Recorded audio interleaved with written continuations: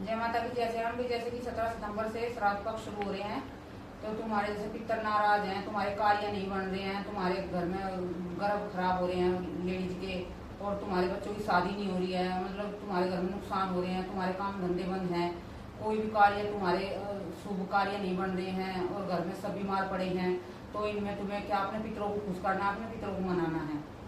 ये तुम्हें 15 दिन 16 दिन मिले हैं, तुम्हें इनमें जी भर कर सेवा करो अपने पितरों की, तुम्हारे सारे कार्य बनेंगे और तुम्हारे प्रसन्न होकर आशीर्वाद देकर जाओगे पितर देवता। तो जिनके घर में स्थान नहीं होते हैं, बहुत से तो स्थान बना रखते हैं, और बहुत से घर में बने नहीं होते हैं, और बहुत से हैं जैसे भी इलाज नहीं चल रहे हैं, पंडित किसी ने कुछ बता नहीं रखा, कर नहीं रखा, तो ये तो मैं उनके लिए बता रही हूँ जिन्हें के भी कुछ किया नहीं है, उनके लिए ये।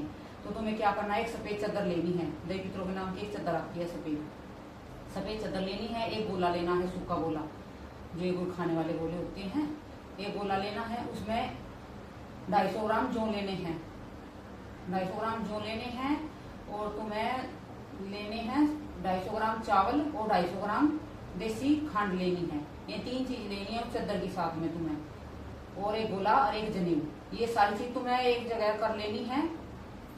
और जैसे साल के 365 दिन होते हैं, 365 रुपये लेने हैं तुम्हें, जो तुम्हारे पास हो तो, और नहीं तो फिर 51 या 21 या 101 रख सकते हो, और हो सके तो 365 दिन के हर दिन का 1 रुपया अपने पितरों के नाम का वो लेना, 365 रुपये लेना। उनसे तुम पूरा कार्य करोगे तो तुम्हारे काम जल्दी से पूरे बनेंगे। तो तुम्हें क्या करना है, सारी चीज इकट्ठी कर लेनी है। 17 तारीख को रखनी है, ये जब शुरू होगा पहले दिन से, तो तुम्हें ये बांध कर रख देनी है, हे पितर देवताओं, ये तुम्हारे नाम का जो ये है उठावना रख रहे हैं, हमसे कोई गलती हुई हो तो हमें माफ करियो, हम तो हमें पता नहीं था, हमें किसी ने कभी बताया नहीं, हम तो कुछ जानते नहीं थे ना, हमें कभी किसी से मतलब सुनने में मिला भी, हमारे पितर भी हैं या कुछ भी हैं, हमें कुछ नहीं पता था, तो हमें तो अब पता चला है, तो हमें भी कार्य कर रहे हैं, तो आप हमारे घर में सुख शांति दो, हमारे जो मतलब जो भी तुम्हारे घर में दिक्कत है, उस सारी दिक्कत को अपनी बोल के वो रख देना है।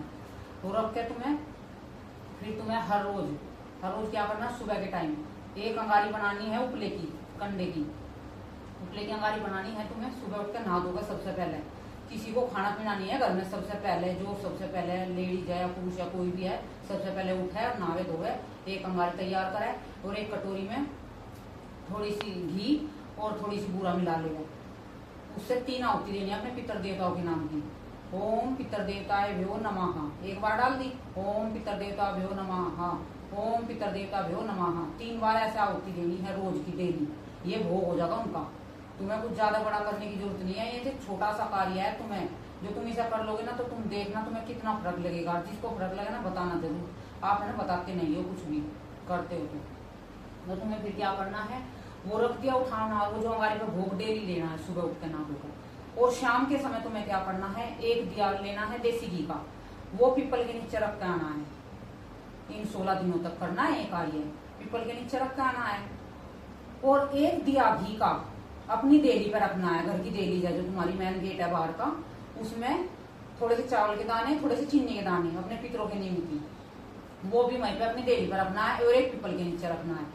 ये कार्य जो मैंने तुम्हें बताया ना, तुम पूरे न करके देखना, तुम्हारे बिल्कुल आराम लग जाएगा, तुम्हें कहीं जाने की जरूरत नहीं रहेगी। जो तुम्हारे घर में पितरों की परेशानी होगी, जैसे पितर हैं प्रेत बन जाते हैं, छोटे छोटे बच्चे मर जाते हैं, तुम्हें भी कच्चे कलवे बन जाते हैं घर में, तुम्हें परेशान करते हैं, तुम्हें रात को गंदे सपने दिखते हैं, तुम्हें दबाव पड़ता है, तुम्हारे शरीर पे नीले धब्बे पड़ जाते हैं औरतों के, जो ये ना जो इस साए जो पैर हैं इन पे नीले धब्बे मिलेंगे तुम्हें। जब पितरों की जब दिक्कत होगी, तुम्हारे घर में लड़ाई झगड़े होंगे, आपस में किसी का प्रेम नहीं बनेगा, सास बहू में लड़ाई होती रहेगी, और जो बच्चे हैं खराब होते रहेंगे, तुम्हारे काम कार्य है जो उनमें बरकत नहीं होगी, बिल्कुल तुम्हारा काम खराब होता चले जाएगा, जो भी कार्य करोगे उसमें घाटा होगा तुम्हें, तुम्हारे बच्चे बिल्कुल बेकार गलत संगत में चले जाएंगे, बिगड़ जाएंगे, और तुम्हारे घर में भी ऐसे ही हर वक्त कलेश मचा रहेगा तुम्हें। और जैसे कोई तीज त्योहार आता है या कोई अमावस आती है, तुम्हारे घर में झगड़ा जरूर होगा जब पितर नाराज होंगे। तो हर अमावस पे तुम्हें सब कुछ ठीक है, लेकिन अमावस के दिन या कोई त्योहार है तुम्हारे घर में शुभ कार्य होने वाला है, जब लड़ाई होगी, ये पितरों की निशानी होती है खराब होने की, प्रेत बनने की। और जो छोटे छोटे बच्चे मरते हैं ना आजकल, मैंने जैसे इलाज करती हूँ, बहुत घरों से आती हैं, तो उनके घरों में जैसे बच्चे मरे हैं छोटे छोटे, तो वे कच्चे कलवे बन के, प्रेत बन के जिंद में ही बन जाते हैं, उन्हें जिंद कह देते हैं, वे कच्चे कलवे मसान, कच्चा मसान।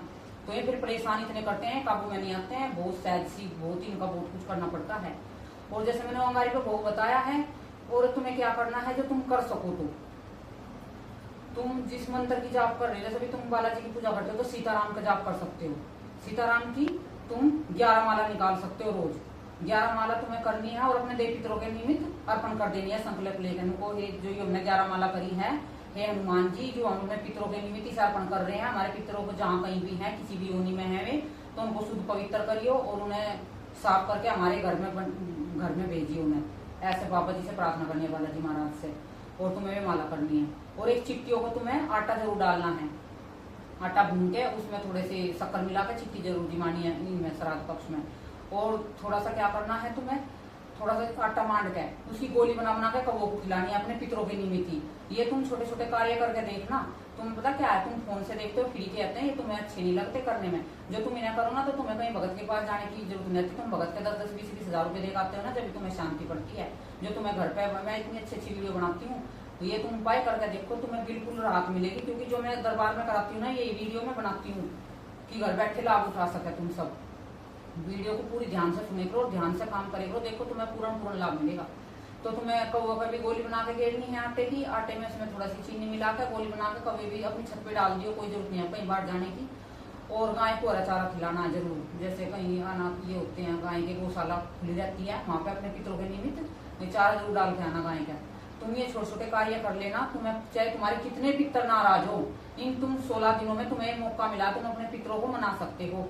तुम्हें कितनी भी परेशानी घर में बनी हुई है ना, सच में कह रही हूँ कि तुम्हारी जरूर परेशानी दूर होगी। तुम करके देखना, विश्वास से करना, लेकिन करने से पहले अपना मन में विश्वास होना चाहिए। जो विश्वास नहीं होता, ये काम कार्य मतलब उपाय तुम्हारे कार्य नहीं करेंगे। ये तुम धीरे धीरे सारी चीज कर लेना जो मैंने तुम्हें बताई है। आराम से वीडियो को देख बार सुन लेना, समझ में ना आए तो, लेकिन करना आराम से इन सब चीजों को। ये 16 दिन तुम्हें मिले हैं पितरों की सेवा करने के लिए। और जैसे लास्ट में जो मैंने वो कपड़ा बताया है ना, जो चादर रखी है, जो सामान रखा है, उनका तुम्हें क्या करना है, जो वे जो है, या तो तुम किसी पानी में डालिए जहाँ पे मछली रहती है, तो वे उन्हें दाने को वहां खा लेंगी, जो के दाने हैं। और जो चावल और खांड और जो गोला है और जो वे कपड़े, वो चादर है, मैं किसी मंदिर में दे दियो श्राद्ध के बाद, या फिर श्राद्ध में ना दे सको उसे दिवाली पे दे दियो। तुम्हारी जैसी इच्छा हो, तुम इतने उसे रख सकते हो घर में, दिवाली पे भी उठा के दे सकते हो उसे। तुम उसे रखा रहने दियो उस गहने को। तुम्हारे जितने दिन घर में रहेगा उतने तुम्हारे पितर शांत होंगे। और तुम्हें ना जो तुम कर सको तो एक काम और कर लेना, जो गीता का 7वां अध्याय है ना, वो पितरों के नाम का ही है। उससे पितरों को मुक्ति मिलती है। पितर कहीं भी अशुद्धि में हो या पितर उसमें मतलब गलतियों में फंसे हो तो उससे निकल जाते हैं, उन्हें मुक्ति मिलती है। तुम 7वां अध्याय गीता जी का करना और अपने देवी पितरों के निमित्त उसे अर्पण करना। उसे 15-16 दिन तक जरूर करना है तुम्हें। और फिर देखना तुम्हें कितना लाभ मिलेगा। ये करके देखना। वही छोटा सा उपाय था, देखना। जय माता की, जय श्री राम।